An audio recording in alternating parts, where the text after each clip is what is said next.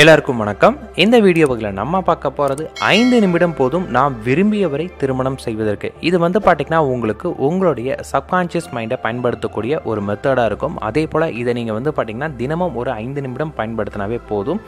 அந்த 5 நிமிடம் எப்போன்னு கேட்டிங்கன்னா இரவு நீங்கள் தூங்குறதுக்கு முன்னாடியும் காலையில் எழுந்த உடனே ஒரு 5 நிமிடங்கள் இதை நீங்கள் பயன்படுத்திட்டு இருந்தால் உங்களுக்கு நல்ல பலன் கிடைக்கிற மாதிரி இருக்கும்.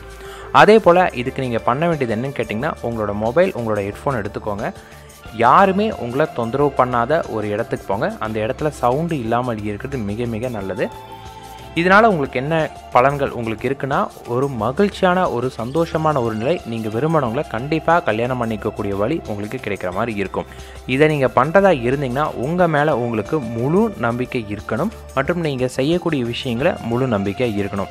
எந்த ஒரு காரியம் நம்ம பண்ணுறதா இருந்தாலுமே அதில் முழு நம்பிக்கையோடு நம்ம பண்ணும்போது மட்டும்தான் அதற்கு முழு சக்தி கிடைக்கும். அதே போல் நம்பிக்கை நீங்கள் வைத்து பண்ணிங்கன்னா நிச்சயமாக உங்களுக்கு நடக்கலாம். இப்போ நம்ம இந்த முறையை எப்படின்னு பார்த்துடலாம். முதல்ல ஒரு அமைதியான ஒரு இடமா தேர்ந்தெடுத்துக்கோங்க. முடிஞ்சளவுக்கு பார்த்திங்கன்னா நல்லா கொஞ்சம் ஓப்பன் பிளேஸாக எடுத்துக்கோங்க. நல்லா ப்ளசண்ட்டாக நீங்கள் உட்கார மாதிரி எடுத்துக்கோங்க. அந்த இடத்துல உங்களை யாருமே தொந்தரவு பண்ணாமல் இருக்கக்கூடிய இடம், ரொம்ப மன அமைதி கொடுக்கக்கூடிய ஒரு இடத்துல அமர்ந்துக்கோங்க. அந்த இடத்துல நல்லா அமர்ந்துட்டு ஒரு 5 நிமிடங்கள் நல்லா உங்களை நீங்களே ஆசுவாசப்படுத்திக்கோங்க.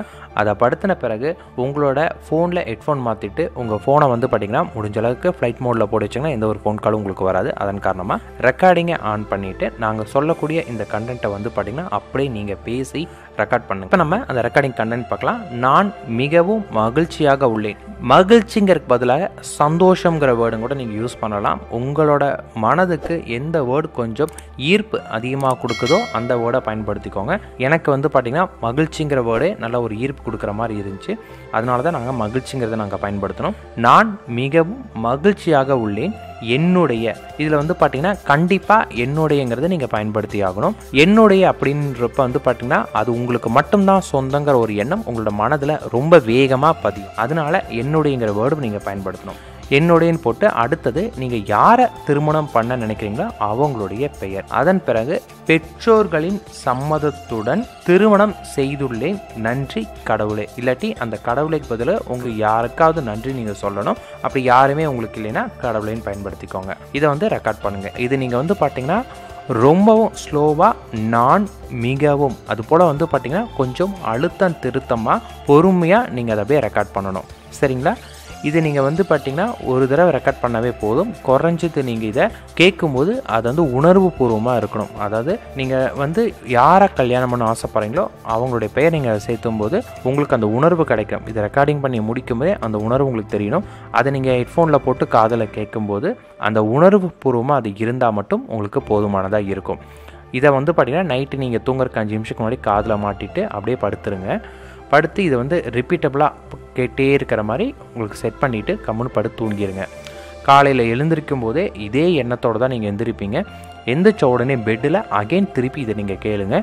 இப்படி கேட்டிங்கன்னா அந்த நாள் முழுவதுமே உங்களுக்கு அந்த எண்ணங்கள் இருக்கும். ரொம்ப சந்தோஷமாக நீங்கள் காணப்படுவீங்க. முதல் நாள்லேயே வித்தியாசம் உங்களுக்கு தெரியும். இதை நீங்கள் தொடர்ந்து பண்ணும்போது ஒரு 21 நாட்களாவது தொடர்ந்து பண்ணுங்கள். கண்டிப்பாக உங்களுக்கு பார்த்திங்கன்னா உங்களுடைய காதல் மற்றும் திருமண வாழ்க்கையில் ஏதாவது ஒரு முன்னேற்றம் மேக்ஸிமம் 21 டேஸ்க்குள்ளாரே உங்களுக்கு தெரிய ஆரம்பிச்சிடும். அதாவது உங்களுடைய மனம் அது உண்மை அப்படின்னு 21 நாட்களில் ஒரு விதமான உணர்வு பூர்வமாக ஏற்றுக்கொள்ள ஆரம்பிக்கும். ஆனால் அதுக்கு மேலே பண்ணிங்கன்னா அதற்கான சக்தி அதிகரிக்கிற மாதிரி இருக்கும். ஒரு நல்ல பலன் 21 நாட்கள் உங்களுக்கு தெரிகிற மாதிரி இருக்கும். நீங்கள் யாரை விரும்புனீங்களோ கண்டிப்பாக அவங்களையே நீங்கள் திருமணம் செய்வீங்க.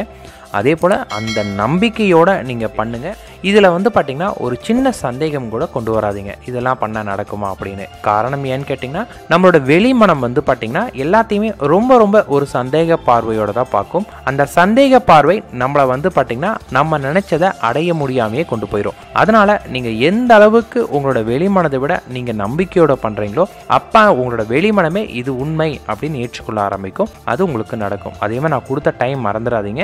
நீங்கள் நைட்டு தூங்குறதுக்கு முன்னாடி காலையில் எழுந்த உடனே. ஆனால் காலையில் பார்த்திங்கன்னா முடிஞ்ச அளவுக்கு 4லேருந்து 6 மணிக்குள்ளார பண்ணினீங்கன்னா இதற்கு சக்தி ரொம்ப ரொம்ப அதிகம். அந்த நேரம் தான் ரொம்ப ரொம்ப பெஸ்ட் டைமும் கூட. அப்போயும் முயற்சி பண்ணிங்கன்னா அதுக்கான பவர் ரொம்ப அதிகமாக இருக்கும். எல்லாருமே முயற்சி பண்ணி பாருங்கள். நீங்கள் நினச்சது நடந்த உடனே மறக்காமல் கீழே கமெண்ட்ஸ் கொடுங்க. இது நிறைய பேருக்கு உதவியாக இருக்கும். நன்றி, வணக்கம்.